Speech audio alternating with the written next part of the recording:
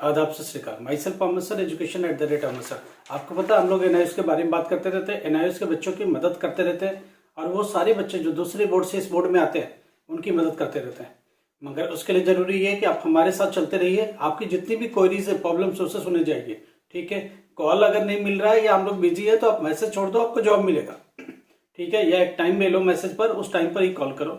जरूरत नहीं है तो मैसेज कर दो, आपको जवाब मिल जाएगा, राइट। या आप क्वेश्चन छोड़ दो, अगले वीडियो में आपका आंसर मिलेगा, ठीक है। इसमें से कुछ बच्चों के एडमिशन की रिगार्डिंग बहुत सारे क्वेश्चन है, प्रॉब्लम्स है, उसे हम लोग सुलझाने की कोशिश करेंगे।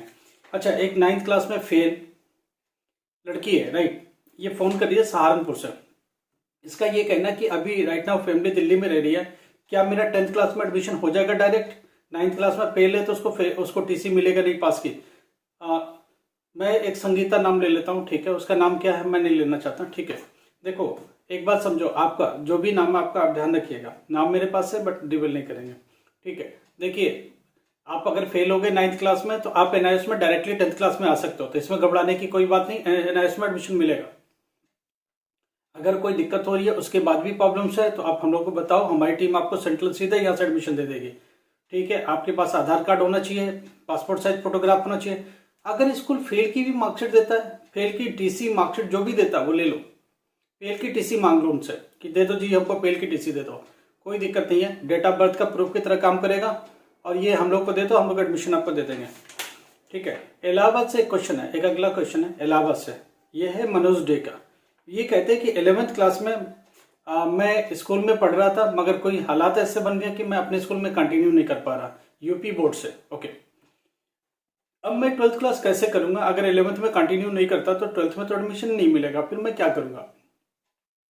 मनोज डे, आपको घबराने की कोई जरूरत नहीं है, प्रॉब्लम वाली कोई बात नहीं है। आप एनआईएस बोर्ड में आ सकते हैं। आपकी फाइनेंशियल कंडीशन है, चूंकि जॉब आपको करना पड़ रहा है, जैसा कि आपने लिखा हमको, ठीक है। जॉब करें, अच्छी बात है, आप अपने पैरों पर खड़ा हो, अपने माँ बाप को भी सपोर्ट करें, ये तो बहुत अच्छी बात है।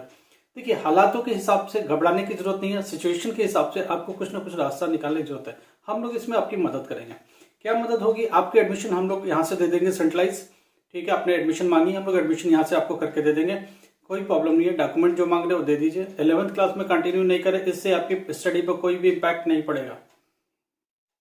जैसा कि आपने लिखा कि आगे चल के आपको पॉलिटेक्निक डिप्लोमा करना है या बीटेक करना है, बिल्कुल आप कर सकते हैं, कोई प्रॉब्लम नहीं है इस बोर्ड से, ठीक है। सेंट्रल गवर्नमेंट का बोर्ड है एनआईएस, और इसका एग्जाम आपके पूरे ऑल ओवर इंडिया, क्या वर्ल्ड वाइड होता है, ठीक है। आप जहां भी सेंटर मांगेंगे वहां का सेंटर हम लोग दे देंगे। उसके लिए वैलिड डॉक्यूमेंट आप हमको दे दीजिए, हम लोग करके आपको दे देंगे, ठीक है। आपकी पढ़ाई रुकेगी नहीं, इस बात की गारंटी है। और ये भी इन्होंने बोला कि स्टडी में क्या सपोर्ट मिलेगा। जी हाँ, हमारी वीडियो में सब्जेक्ट वाइज पूरा इंपॉर्टेंट क्वेश्चन मिलता है। हम लोग आपको समझाते हैं, पूरा ये क्वेश्चन समझा के देते हैं कि हाँ भाई इतने इंपॉर्टेंट क्वेश्चन कर लो, ऐसा। तो सब्जेक्ट वाइज वीडियो अवेलेबल है, और भी वीडियोज आएंगे, आप उसकी हेल्प लीजिए, आपकी मदद हो जाएगी।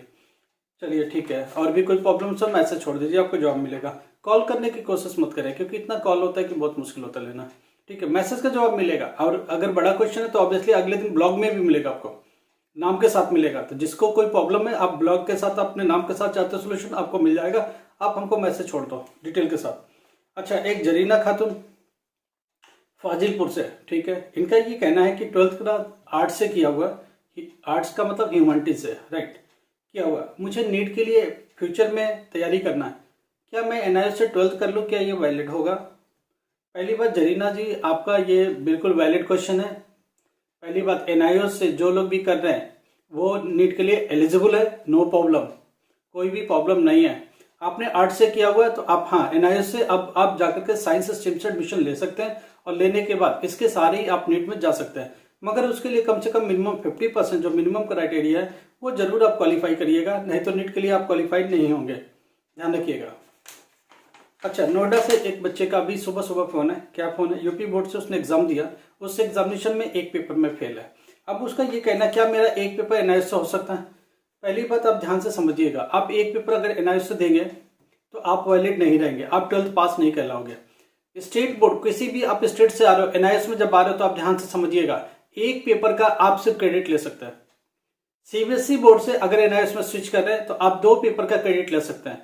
अगर आप सीबीएसई में 2 पेपर में पास है तो 2 पेपर इसमें ट्रांसफर हो जाएगा, बशर्ते कि वो सब्जेक्ट एनआईएस में है।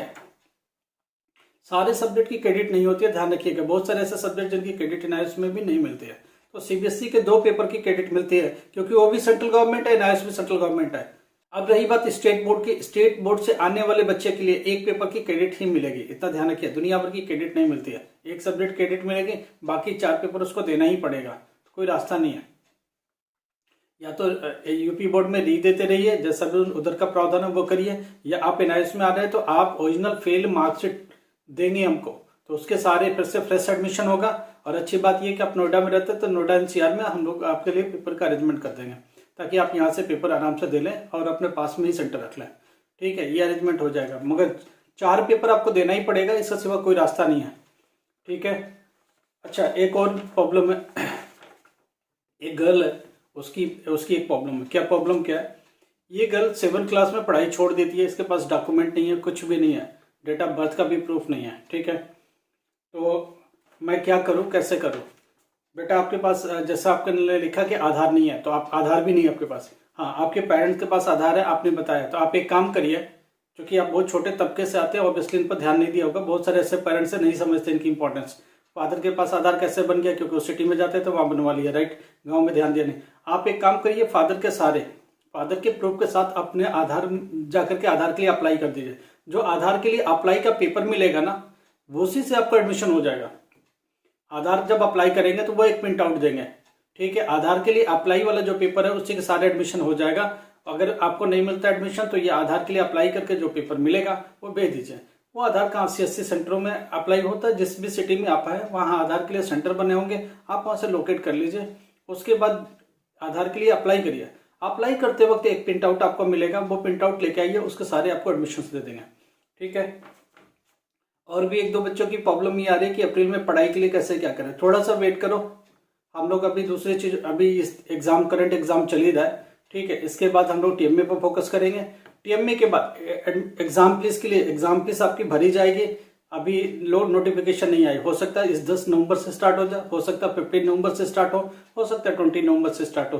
थोड़ा सा वेट करो, जैसे नोटिफिकेशन आता है उसके बाद ही स्टार्ट होता है। We are waiting for notification. Okay, जैसे ही आता सबसे पहले वीडियो हमारी आएगी और सबसे पहले आगाह आपको करेगी।